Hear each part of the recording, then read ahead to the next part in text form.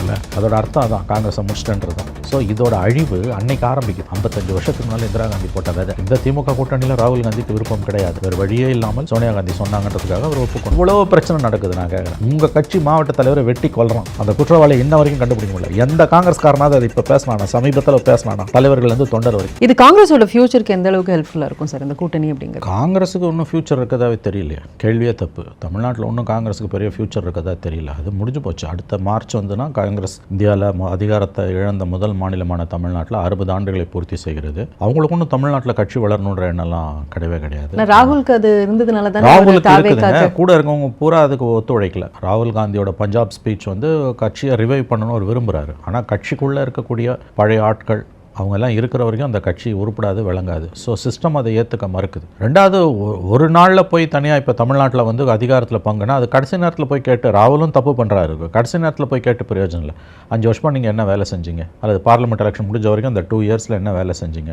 எந்த ஒர்க்கும் பண்ணலை, ஆன்டி கவர்மெண்ட் பண்ணவே இல்லை. மக்களை பாதிக்கிற ஒரு பிரச்சனையில் கூட தெருவுக்கு வந்து நிற்கல. சிபிஎம் விசிக நின்ன மாதிரி கூட நிற்கல. திமுகவோட ஒரு தொங்கு சதையாக கூட்டணியாக திமுகவோட ஒரு அதாவது வந்து ஒரு பிரிவாக மாறிப்போன ஒரு கட்சி தான் காங்கிரஸ். அப்படி இருக்கும்போது திமுகவோட சாதனைகளுக்கெல்லாம் திமுக கிரெடிட் எடுத்துக்குது, பாவங்களுக்கு திமுகவோட வேதனைகளுக்கு கூட்டணி கட்சிகள் பங்கு போடப்படுகின்றன. அப்போ இந்த பழியை சுமந்துகிட்டு இருக்கக்கூடிய கட்சி திடீர்னு வந்து அதிகாரத்தில் பங்குனா திமுக எப்படி கொடுக்கும்? ஸோ கட்சியை வளர்க்கறதுக்கு எந்த முயற்சியும் மேற்கொள்ளலை. கீழ்மட்டத்தில் உள்ளாட்சி அமைப்புகளில் பிரதிநிதித்துவமே இல்லை. கொடுத்த இடத்துலலாம் திமுக நின்று அவங்க போட்டி வேட்பாளரை போட்டு ஜெயிச்சிட்டாங்க. ரெப்ரசன்டேஷனே இல்லை. போய் சொல்லியும் பிரயோஜனம் இல்லை. அது எவ்வளோ நாள் கண்டுக்காமல் இப்போ திடீர்னு வந்து சொன்னேன்னு அர்த்தம். ஒரு நாளில் எதுவும் வந்துடாது. ஆகவே ராகுல் காந்தியோட நோக்கம் நல்ல நோக்கம். அவர் வந்து கட்சிக்கு உயிர் கொடுக்கணும்னு பார்க்குறாரு. ஆனால் கட்சியோட கட்டமைப்பு என்பது ஓல்டு கார்ட்ஸ், பழம்பெருச்சாளிகள், அவர்கள் அதை அனுமதிக்க மறுக்கிறார்கள். இப்போ இந்த விஷயத்திலே கூட வந்து கார்கேவும் சோனியா காந்தியும் தலையிட்டால தான் இந்த அலையன்ஸ் வந்தது.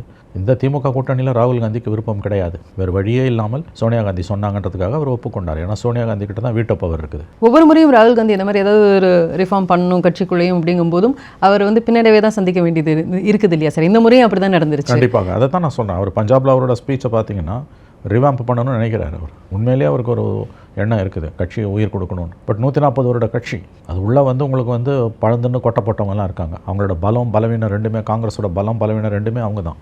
இப்போ அவங்க சுமையாகவே மாறிட்டு இருக்காங்க. அவங்கள நீக்கிட்ட ஒரு முழுவதுமாக வந்து யங்ஸ்டர்ஸ்ன்றதும் தப்பு.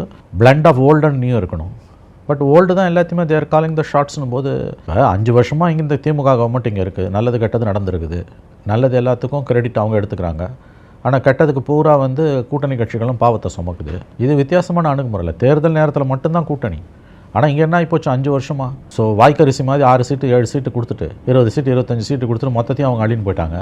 ஸோ கால்டு அச்சீவ்மெண்ட்ஸ்க்கு அவங்க மொத்தமாக கிரெடிட் எடுத்துக்கிறாங்க. விளம்பரங்களை பாருங்கள், கோடியாக விளம்பரம் இன்றைக்கி வந்து அச்சு காட்சி ஊடகங்கள் சமூக வலைதளங்களை திறக்க முடியல.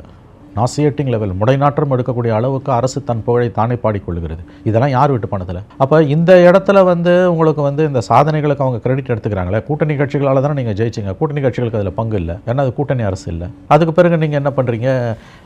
இங்கே நடக்கக்கூடிய அத்தனை விதமான பிரச்சனைகள் சோதனைகளுக்கு வந்து பழியை தூக்கி கூட்டணி கட்சிகள் மேலே போடுறீங்க. ஆகவே இது வித்தியாசமான ஒரு பாலிடிக்ஸு, வித்தியாசமான கூட்டணி. அவர் இதை மாற்ற விரும்புகிறார், கட்சிக்கு உயிர் கொடுக்கணும்னு விரும்புகிறாரு. அது முடியல அவரால். ஏன்னா சிஸ்டம் அலோவ் பண்ண, பார்ட்டியோட இன்னர் ஸ்ட்ரக்சர் அதை அலோவ் பண்ண மறுக்குது. 90% காங்கிரஸ் தொண்டர்களுக்கு இந்த கூட்டணியில் விருப்பம் இல்லை. இதுதான் உண்மை. பட் வேறு வழியில் அவங்க ஓட்டு போட்டு போவாங்க. பல பேர் ஓட்டு போடலாம், போடாமலும் இருக்கலாம். 21 ஆன மாதிரி ஓட்டு ட்ரான்ஸ்ஃபர் ஆகுமான்றது $1 மில்லியன் கொஸ்டின்.